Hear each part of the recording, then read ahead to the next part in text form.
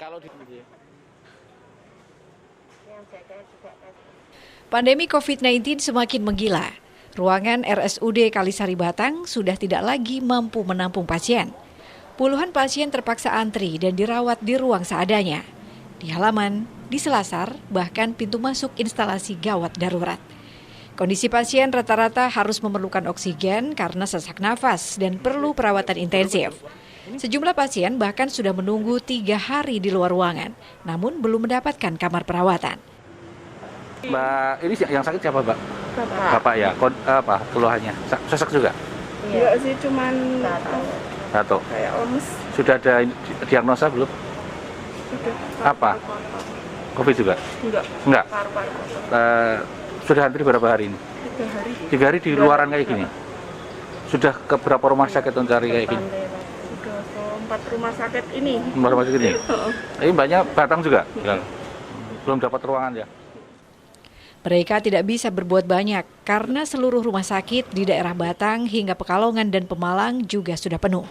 Pasien harus menerima nasib dirawat di ruang terbuka, bahkan juga kadang kehujanan. Samuri, petugas RSUD Kalisari Batang menyebutkan, saat ini seluruh ruangan telah penuh. Untuk ruang isolasi ada 93 tempat tidur dan ruangan perawatan ada 200 juga sudah penuh.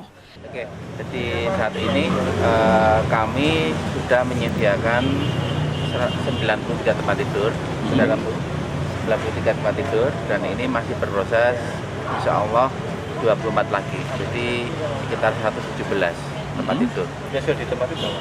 Yang sudah ditempati saat ini ada sekitar 70-an. Kalau yang antri gini gimana ini, Pak? Yang entry ini karena memang nunggu proses screening. Kenapa sampai menumpuk? Karena kebetulan datanya seringnya bareng-bareng. Ini belum selesai screening, sudah datang lagi. Padahal screening kan butuh waktu juga. Harus ada pemeriksaan laporan, pemeriksaan rongsen, dan lain sebagainya. Belum lagi ada kendala di tempat kami adalah ketika pasien dinyatakan harus masuk ruang COVID, ada keluarga ditanya siap tidak? Lah, kadang keluarga rembukan dulu. Karena apa? Untuk menentukan kesana apa enggak itu mereka harus tanda tangan. Ketika terjadi hal yang tidak diinginkan, maka akan dilakukan protokol COVID. Keluarga akhirnya berembuk, kadang belum tentu 1 jam selesai. Ini juga akan menghambat pergerakan dari IGD ke belakang. Terkait dengan kesiapan dari rumah sakit. Gubernur Jawa Tengah Ganjar Pranowo memantau langsung kondisi rumah sakit di Batang Selasa siang.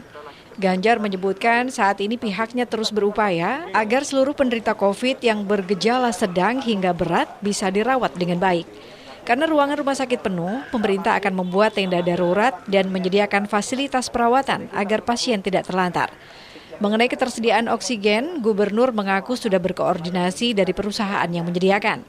Guna mempercepat penanganan pasien, Gubernur juga akan membantu membuat tempat tes PCR di Batang. Selama ini tes PCR selalu di Semarang dan hanya bisa 10 sampel. Dan jika di Batang, maka akan bisa mengetes 200 sampel setiap harinya.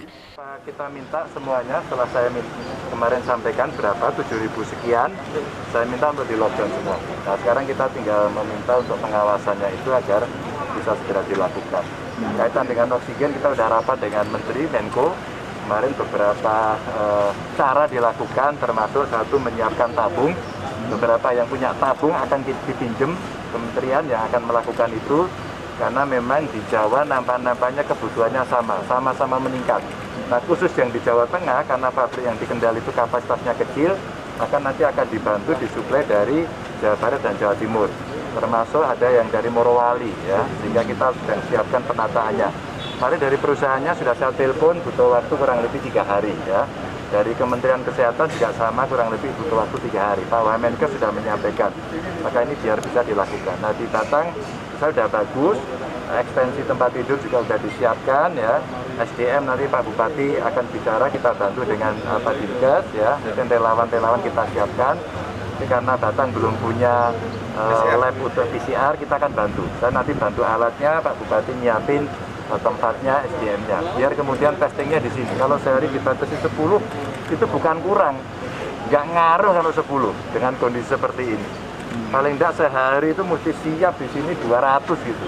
Jika kalau kita melakukan tracing nanti bisa lebih cepat dan tidak ada komplain dari masyarakat, ya kok lama ya gitu. Nah makanya saya tetap pakai maskermu, jangan berkerumun. Instruksi dari Mendagri tidak boleh lebih dari 3 orang ya.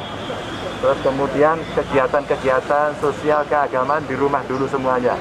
Di rumah dulu, tahan dulu. Kalau kita bisa menahan 14 hari saja, masyarakat bisa tertib, ini insya Allah akan dibantu. Ya, akan sangat membantu sehingga kita semuanya akan bisa nanti ya mengurangi kondisi peningkatan yang sangat tajam karena nampaknya penularannya cukup ekstrim. Ya.